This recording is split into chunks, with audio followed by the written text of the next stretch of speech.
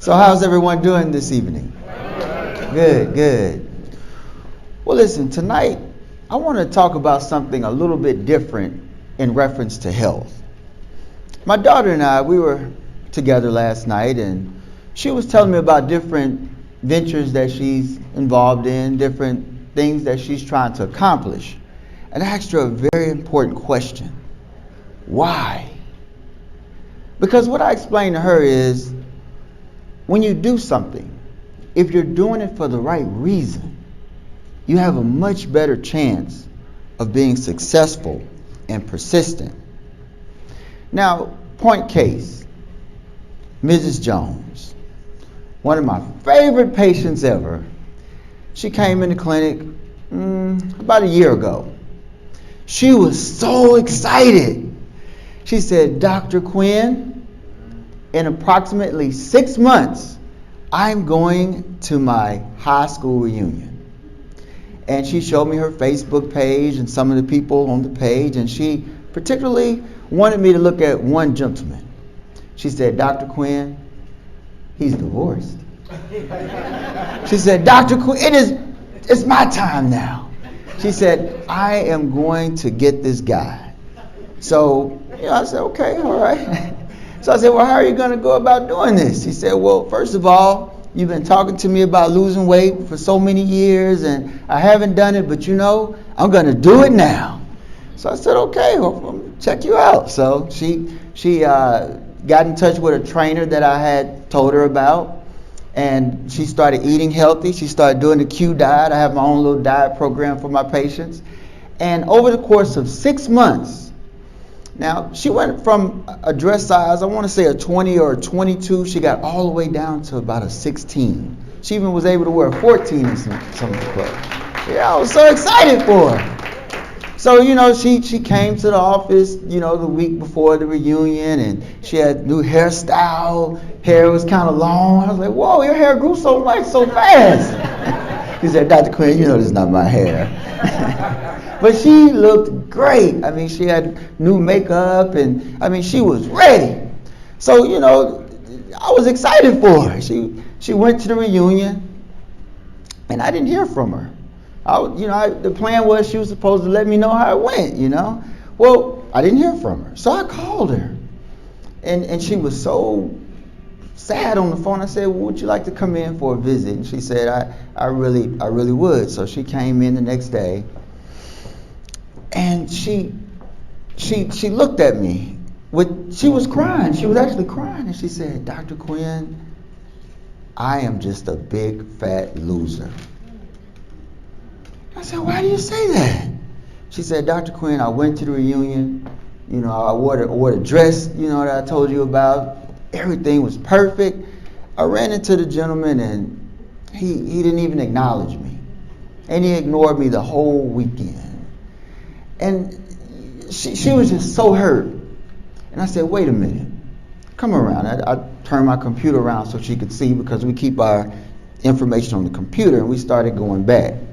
Now I said, when you first started this journey about 6 months ago, you were on 2 forms of insulin and 3 oral medications for your diabetes.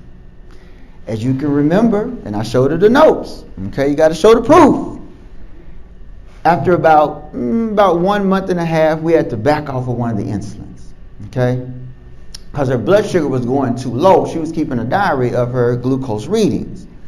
And at the completion of 3 months, we had to take that insulin all the way out of the picture. Now, when we first started, her hemoglobin A1C, now that's a test for diabetes, it was like 12, which is bad. That's not good for anybody out there who has diabetes or a family member. 12 is very bad. You want to get down to about 6 or 7, maybe 8, but not 12. But over the course of this 6 months, we got off of the insulin that she was taking twice a day. At the 4th month, we stopped the once a day insulin. So now she's no longer on insulin. Around the end of the 5th month, right before the 6 months, we had to stop one of the oral medications. So now she's only taking 1 combination diabetes pill. And her hemoglobin A1C that day, we checked it, 7.0. Okay, let's move on.